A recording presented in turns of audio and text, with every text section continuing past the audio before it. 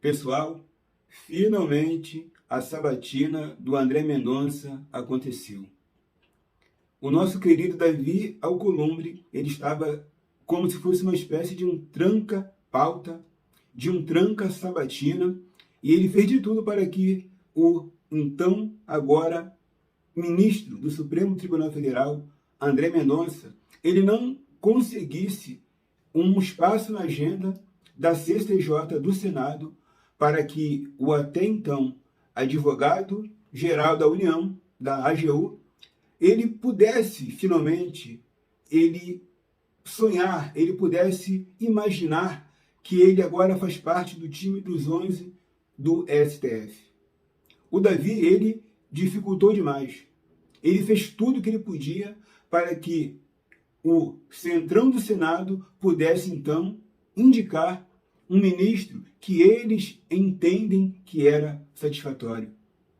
Mas, após muita pressão do povo de Deus, após muita pressão da bancada evangélica, o Davi, que tem medo de perder o voto, ele finalmente marcou a sabatina do André Mendonça. E, após ver a votação, nós vimos que de fato foi bem apertada. Não foi uma sabatina tranquila, não foi uma sabatina onde ele conseguiu passar com muita folga. Mas isso tem um motivo específico, que é justamente por ele ser um cristão, ou, conforme o próprio presidente Bolsonaro diz, um terrivelmente evangélico. Eu, particularmente, eu sou cristão. Eu sou um professor de escola bíblica dominical. E eu não sou alguém que sou especialista em leis. Eu não fiz direito. Mas uma coisa eu tenho certeza. O André Mendonça, esse novo ministro do Supremo Tribunal Federal, ele não tem que julgar de acordo com o que a Bíblia diz. Ele, como ministro, ele deve proteger, ele deve defender, sim, a Constituição Federal do Brasil. Mas, uma coisa que nós não podemos esquecer, o André Mendonça, ele é um pastor da Igreja Presbiteriana do Brasil. É alguém que, além de ser um advogado que fez mestrado, doutorado, ele é um teólogo. E ele sabe muito bem o que a palavra de Deus orienta e ensina. Olha, vejam bem, existem diversas pautas, inúmeras pautas existem para ser julgadas. E algumas são muito polêmicas, que têm a ver com a vida, têm a ver com o aborto, têm a ver com os crimes que são do Código Penal. Existem muitas coisas que o André Mendonça ele tem que julgar. Mas a grande polêmica, o grande medo, é que ele seja um garantista, talvez, da fé, e não seja um ministro de fato, que ele vai sempre votar de acordo com a Constituição. Perguntado no Senado, o André Mendonça disse: eu irei julgar sobre o casamento civil o que está à luz da Constituição Federal. Então, quiseram meter uma espécie de pressão no ministro, mas isso não iria adiantar. Agora, talvez muitos entendem de política, mas pouco entendem de teologia. Nós sabemos que no Brasil atual, para alguém que pretende cometer um aborto, é sabido que se a mulher ela estiver em risco, sim, em certos casos é até permitido que essa mulher ela possa retirar aquele feto, talvez com 1 mês, 2 meses de vida, porque entre a saúde, entre a vida do feto e a vida da mãe é a mais importante nessa guerra e nesse jogo.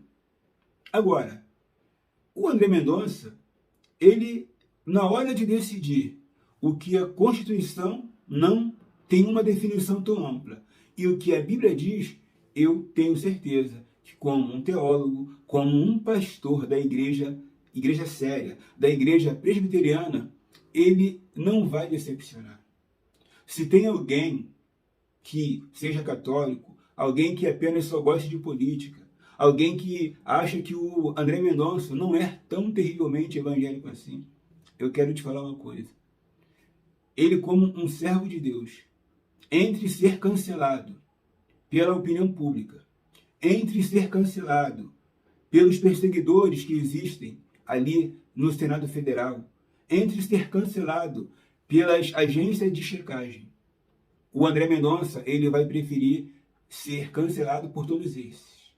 O que ele não vai, de forma alguma, desejar ser cancelado, é ser cancelado pela sua fé, pela fé que ele professa.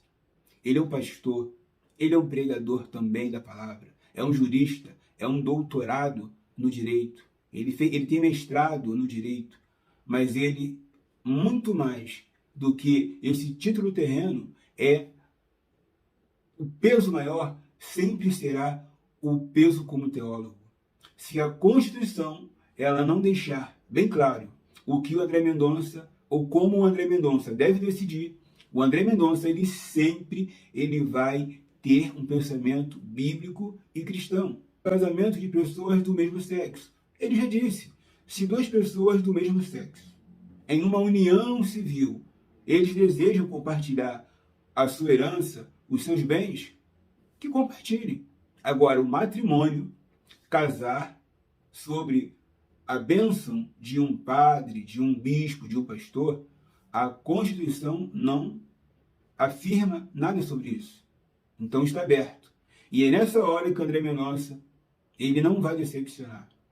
Ele vai julgar de acordo com a Constituição. Ele não vai criar meios, ele não vai criar caminhos ou brechas para que a opinião pública se sinta satisfatória.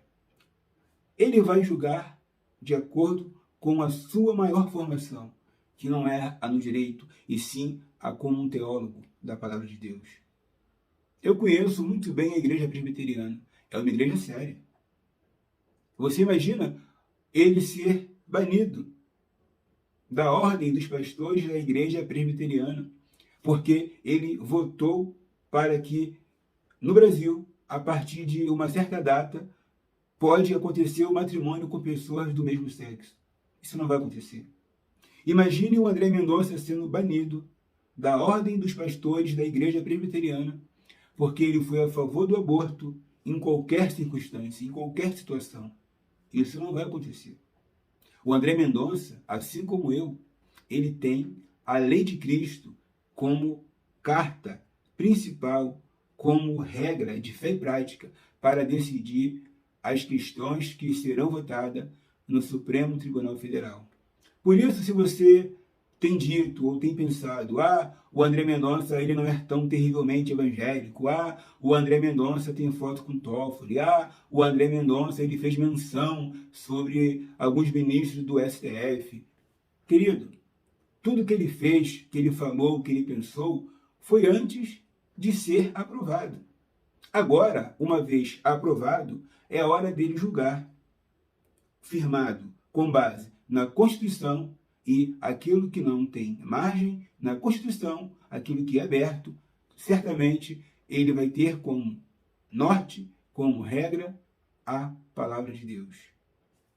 Aparentemente as coisas estão mudando no STF.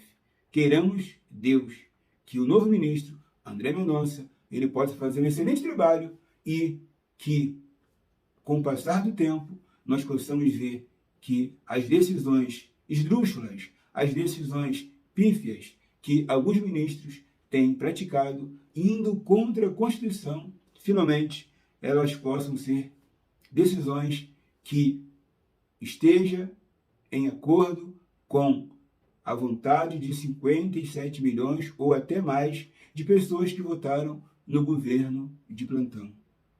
Eu espero que você possa pegar esse vídeo, se gostou, compartilhe, passa para frente, porque é a hora onde aquela farra da segunda turma está chegando ao seu final. André Mendonça e Cássio Nunes têm tudo para fazer com que os votos daquela turma que solta a todos, eles possam agora manter prisões. Eles vão manter a ética que tem que ser feita naquela turma, naquela tão temida segunda turma. É isso que eu tinha para dizer para vocês. E se gostou, compartilha esse vídeo aí. E a gente volta já já falando mais sobre política e sobre atualidades do Brasil. Valeu!